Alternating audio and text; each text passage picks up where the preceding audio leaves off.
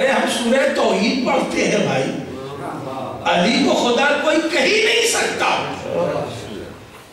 کوئی بھی شیعہ اثنا عشری کسی بھی زاویے سے اللہ خدا مولا کائنات کو کہی نہیں سکتا اگر سورہ توحید اس نے ایک بار بھی پڑھی. کہتے ہیں حیات میں بھی ایک بار پڑھی اور اس پر یقین رکھا، کیونکہ نہ لم یلد میں مولا آتے ہیں نہ ولم یولد میں مولا آتے ہیں. یہ کیسا عقیدہ ہے کہ جب ہم ابو طالب کا ذکر کریں تو یہ فضیلت بھی پڑھے کہ ابو طالب اس با ایمان کو کہتے ہیں جو کل ایمان کا باپ ہے. بھئی اس پر بھی تعریف لینا چاہتے ہو اور علی کے رب ہونے پر بھی تعریف لینا چاہتے ہو، یہ دوہری تعریف کیا مانا؟ علی کو اگر اللہ کہہ دیا ہے تو پہلے انکار کرو ابو طالب کے بیٹے نے، پھر انکار کرو وہ حسنین کے بابا نہیں ہے، پھر انکار کرو وہ سیدہ کے کوفو نہیں ہے. کیا سن رہے ہیں؟ جو ہے یہ تین ذات جو ہے نا، احد ہوگا، صمد ہوگا، مولا میرا احد ہوگا، صمد ہوگا، مگر لم یلد فلم یولد فلم یکن لہ کفوا. سیدہ کے ہمسر ہیں، حسنین کے بابا ہیں، ابو طالب کے فرزند ہیں. تو بھئی داد ایک ہی طرف لے لو، یا علی کی الوہیت پر لے لو یا ابو طالب کی پیسریت پر لے لو، دونوں پہ داد نہیں دیں گے. سلوات پڑھ لے لو.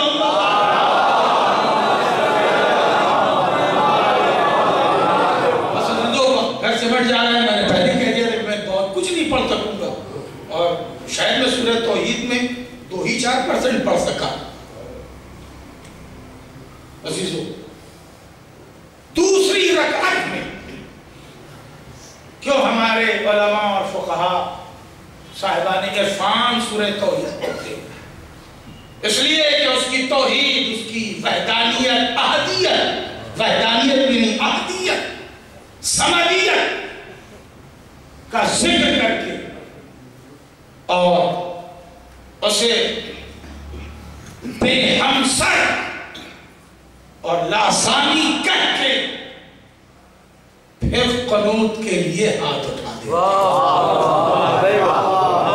ساری محنت اسی کے لیے کی تھی. اب اسے آپ داد نہ دیجئے، محسوس کر کے جائیے، جاگ کر کے جائیے، کیونکہ اب پڑھنی ہوتی ہے دعائے قنوت، اور دعائے قنوت میں اس سے بھیک مانگنی ہے.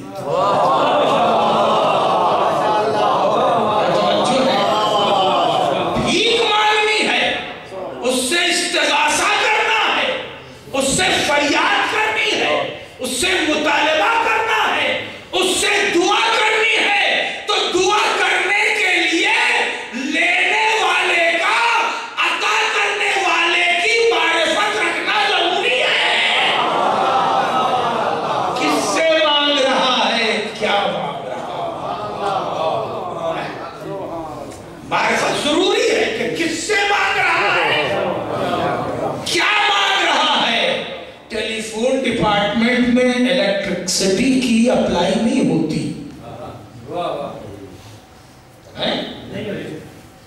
کہ بھئیہ مجھے ذرا الیکٹرک سپلائی دے دیجئے.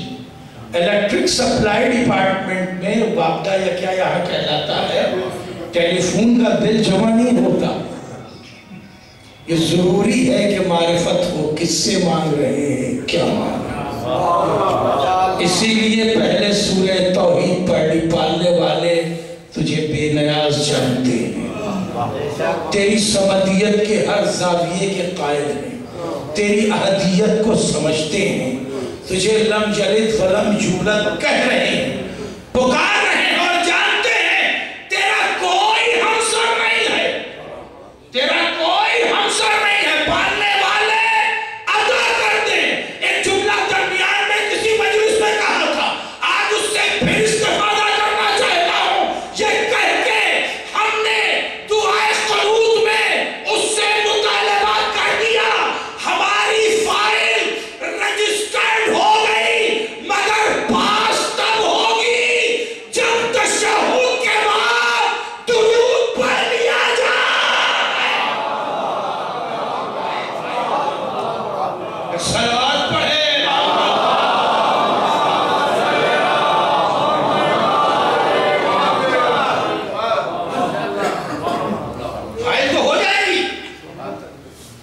اسٹارٹ ہو جائے گی دعائے قنوت میں، مگر اب آؤ رکوع کرو، سجدہ کرو، تشہد پڑھو درود، تاکہ یہ معلوم ہو وسیلے سے مانگ رہے ہو یا بلا وسیلہ مانگ رہے ہو۔ درود پڑھ لیا، اب سلام کرو، رسول کو سلام، آل رسول کو سلام۔ ہاں دعا سلام کر لیا تم نے میرے والوں سے، اب فائل تمہاری پاس ہو جائے گا۔ سلام پڑھ لے میں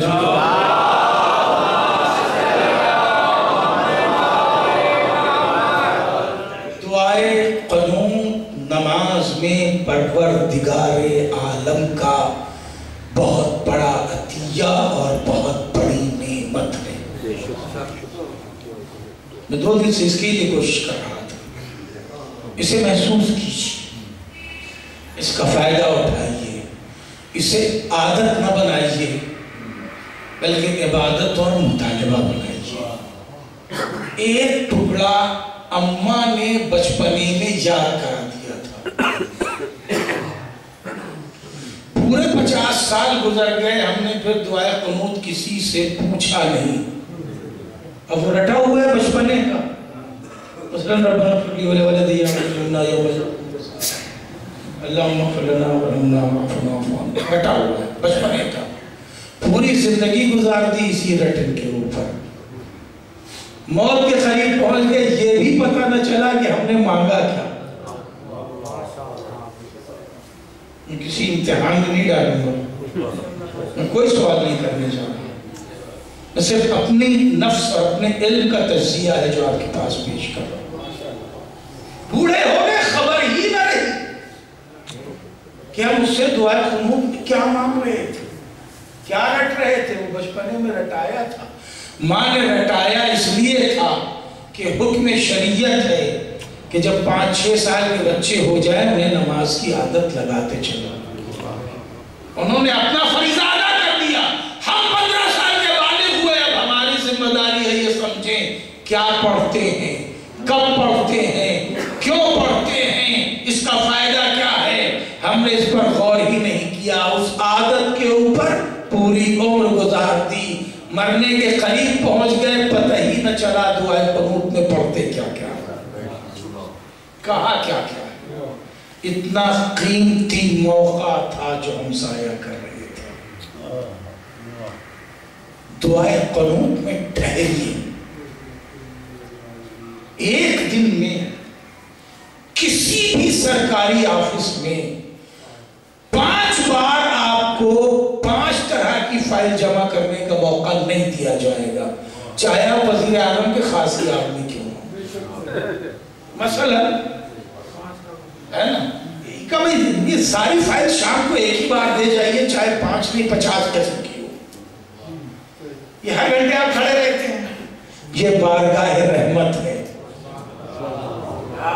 جو ہر بار بلاتی ہے، 4-5 گھنٹے 6 گھنٹے گزر گئے وقت کی مناسبت سے، اس میں تمہیں کوئی ضرورت پیش آئی، پھر آؤ مانگو، میں دے رہا ہوں، پھر آؤ مانگو، میں دے رہا ہوں۔ تم صبح اٹھے، رات پوری گزر گئی، کوئی ضرورت تمہیں پیش نہیں آئی، آنکھ کھلی، کچھ کل کا یاد آیا، بھولا بسرا، آ جاؤ مصلی پہ مانگو، میں دے رہا ہوں۔ نصف دن چڑھایا، آدھا دن گزر گیا، کوئی ضرورت پیش آئی، کوئی معاملہ پیش آیا، آ جاؤ مانگو، پھر دے رہا ہوں۔ دن گزار لیا، بال بچوں کے لیے تم نے کیا کمایا، کیا کمی رہ گئی، کل کیا پورا کرنا ہے، کوئی دقت، کوئی بیماری ہے، کوئی آزاری ہے، کوئی مصیبت ہے، کوئی آلام ہے، کوئی معاشرتی تنگی ہے، کوئی معاشی تنگی ہے، کچھ ہے، آ جاؤ، مغرب ہے، عشاء ہے، مانگو، کل کلیئر ہو جائے گا۔ تم نے مانگا ہی نہیں، بے نیاز میں تھا، بنے تم پھر رہے تھے۔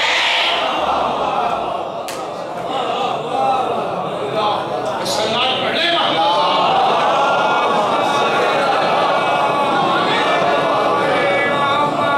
بس وقت سمجھ گیا۔ سورہ توحید اس لیے علماء نے دوسری رکعت میں ایک عادت ڈالتی ہے.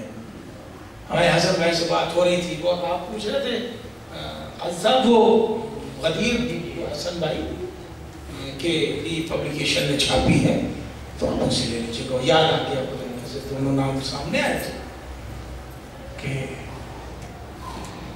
ایک سوال پڑھیں گے.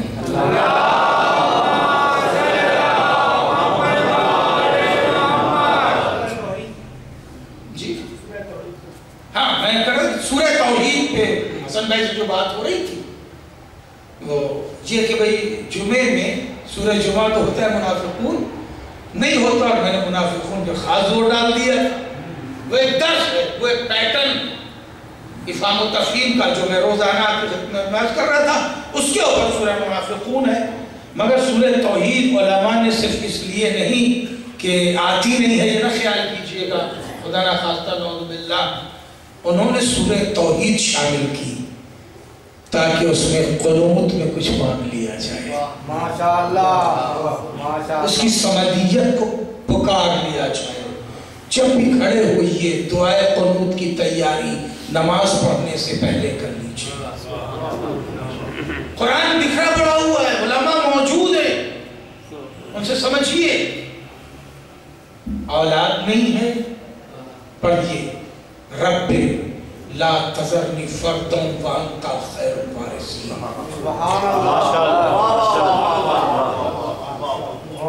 ہم نے رٹن وہی لگا رکھی ہے رب اغفر لی ولوالدی، ہمیں ضرورت ہے اولاد کی، ہمیں سے پڑھتے ہی پڑھیے.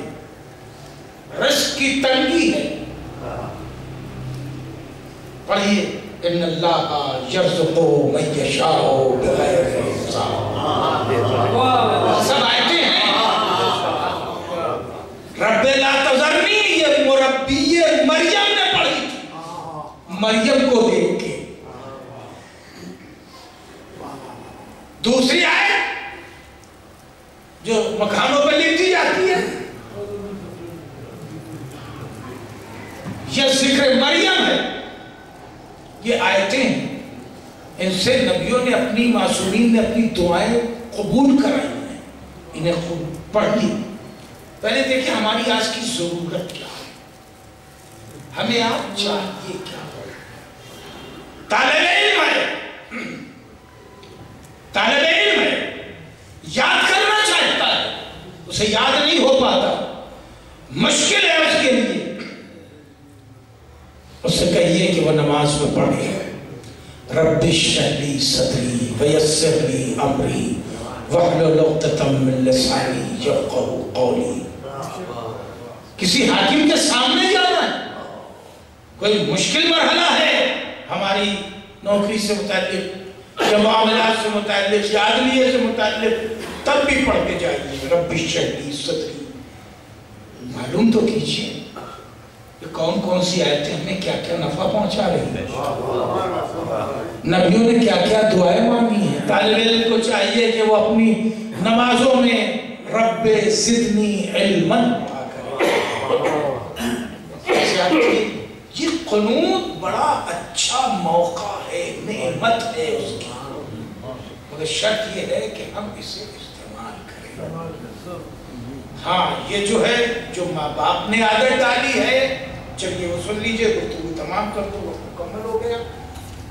روزی 5-10 منٹ جو ہے وہ چاہتا ہوں کہ رک جائے اور زیادہ ہو جائے، حالانکہ آج میرے پاس وقت کی بہت تنگی تھی. ربنا اغفر لی ولوالدی وللمؤمنین یوم یقوم الحساب. یاد رکھیے گا دعاؤں میں سب سے بڑی دعا ہے طلب مغفرت. اس لیے ماں باپ نے یاد کرایا تھا کہ اپنے لیے بھی معافی مانگ لو، ہمارے لیے بھی معافی مانگ لو، تمام مومنین کے لیے معافی مانگ لو. پالنے والے ہمیں بخش دے، ہمارے ماں باپ کو بخش دے، تمام مومنین کو. یہ جملہ میں نے کسی سال کسی مجلس میں کسی مثال کے حوالے سے یہاں عرض کیا تھا، آج صرف تازہ کر دینا چاہتا ہوں کہ سب کچھ ہو، بہترین بنگلہ، بڑے پلاٹ پر، بہترین گاڑی، آسائش، نوکر چاکر، سب ہو اور مغفرت نہ ہو، ہم نے کیا پایا؟ لکھ کے حساب لگا لیجیے. ایک طرف آسائش لکھیے جتنی چاہیے لکھ لیجیے, دوسرے خانے میں لکھیے مغفرت نہیں ہے, پھر اس کو مائنس پلس کر کے نتیجہ لکھیے کیا پایا. پہلے خانے میں کوئی آسائش نہیں, نہ گاڑی نہ بنگلہ نہ آسائش نہ نوکر نہ چاکر, کچھ نہیں. دوسرے خانے میں لکھیے مگر مغفرت کی ضمانت کیا کھویا. ہم نے کیا کھویا؟ کوئی آسائش نہیں تھی, مغفرت نہیں ہے, بیکار ہے.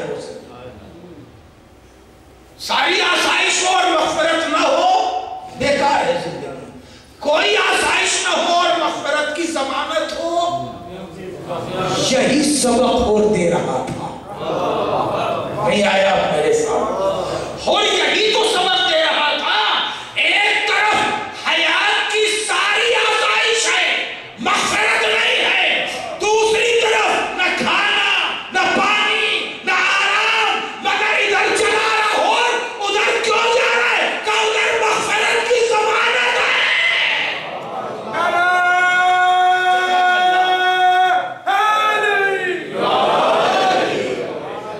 ادھر مغفرت کی ضمانت ہے. حسین نے بازو سے اٹھا کے سینے سے لگا کے اصحاب کو گواہ بنا کے یہ آواز دی, میں نے معاف کیا, میرے پروردگار نے معاف کیا.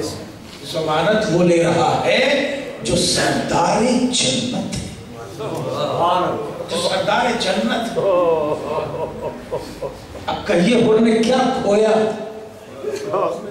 آنے کے بعد اسے ایک بھی جرعہ آب نہ ملا. ایک وقت لگا اس تپتی دھوپ میں, ایک وقت لگا ہے جب شہادت تھی. دو بیٹوں کا داغ اٹھایا ہے, دو بیٹوں کی لاش میں دوڑ کے گیا ہے, مگر ایک جرعہ آب نہ ملا. کیوں ادھر آیا تھا؟ بیٹے بھی ہاتھ سے گئے. کہ ادھر مغفرت کی ضمانت ہے. کل تک لعنت میرا پیچھا کر رہی تھی, آج سے میں علیہ السلام پکارا جاؤں گا. بس گفتگو تمام کر دی اور آ گیا حسین کی طرف.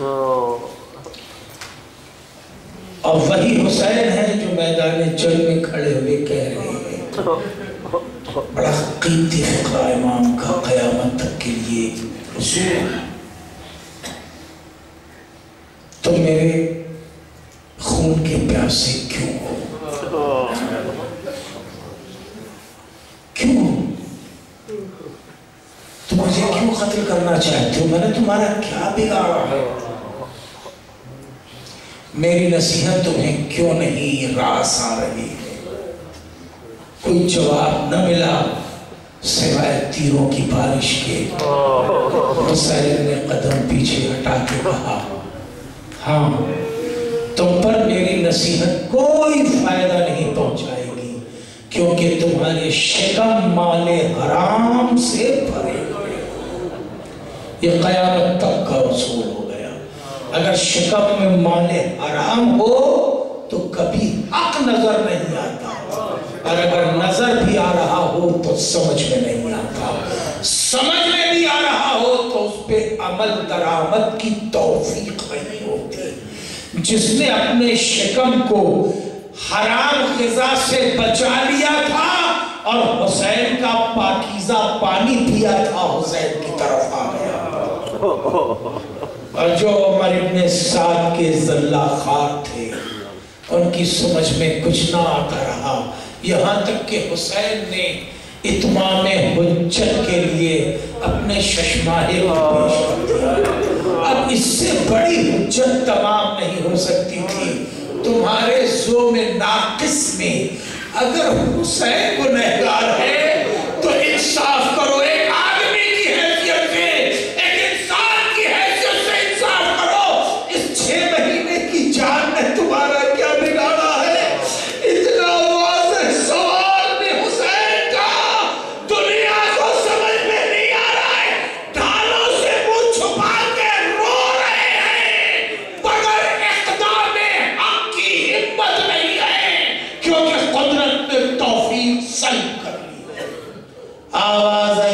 राइना हरमला इख्ता कलाम हुसैन।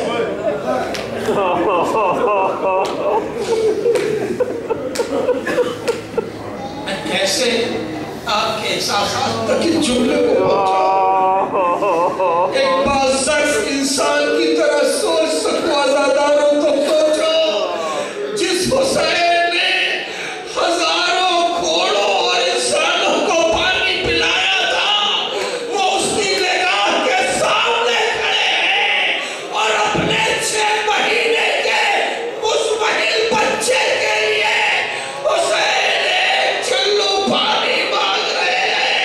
हाय मां, कुछ इतना ही तड़प गए कि अपने चाहने वालों को पुकारने लगे, शियती बाइल शरीफ तो बाल बेइज्जत करो ने मेरे चाहने वालों कभी ठंडा पानी पीना तो हमारी प्यास को जरूर याद कर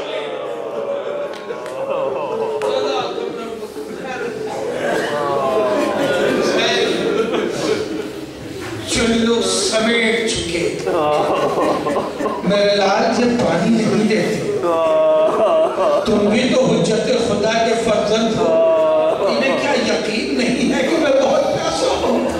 क्या इन्हें यकीन नहीं है कि तू बहुत प्यासा है मेरे लाल? अगर पानी होता तो तुझे क्यों न पिलाया जाता मेरे लाल?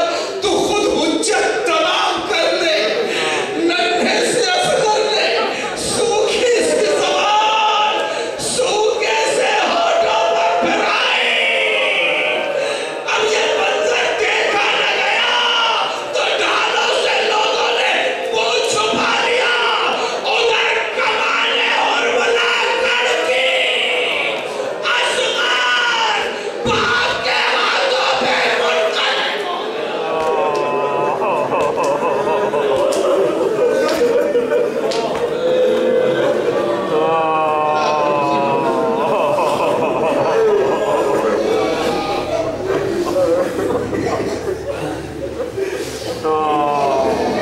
असगर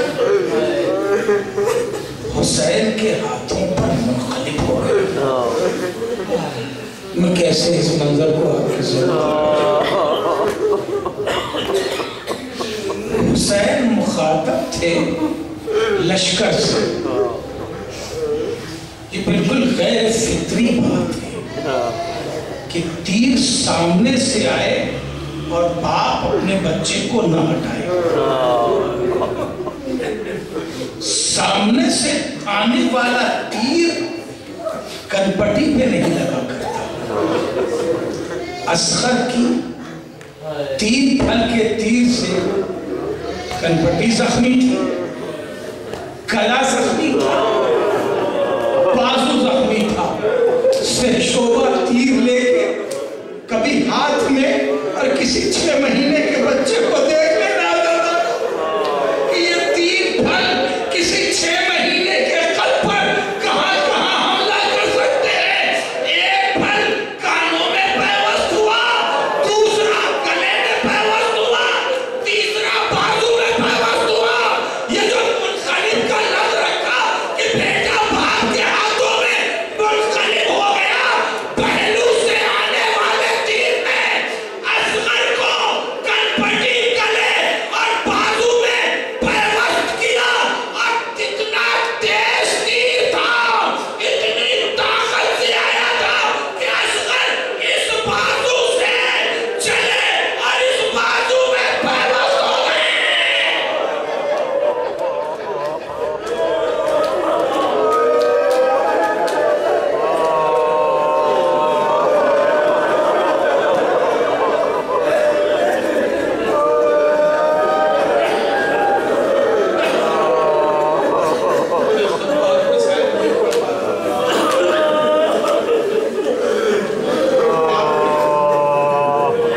असगर के गले को अपने बाजू को जुदा किया, असगर को हाथों पर लिया, हुसैन खैमे की तरफ चले।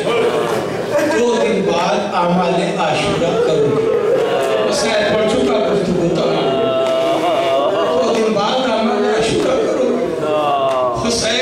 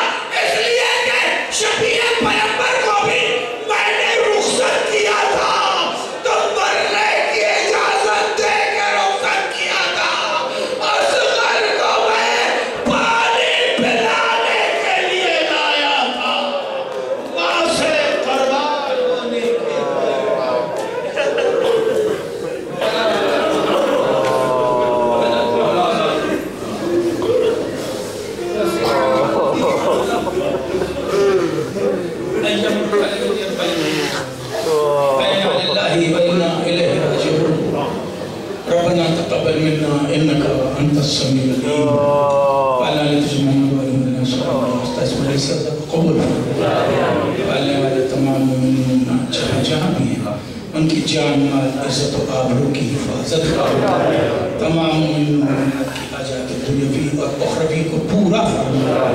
پالنے والے تجھے محمد و آل محمد کا واسطہ تمام ماتمداران عزاداران کی خصوصی حفاظت فرما، پالنے والے امام زمانہ کی ظہور میں تعجیل فرما، ہم سب کو امام کی وہ مددگار میں شامل فرما۔ ماتم السلام علیکم یا نبی اللہ، السلام علیکم یا رسول اللہ، السلام علیکم یا خاتم النبیین، السلام علیکم یا شفیع المذنبین، السلام علیکم یا باعث الہدیٰ، السلام علیکم ورحمۃ اللہ وبرکاتہ، السلام علیکم یا مولا یا ابا عبداللہ۔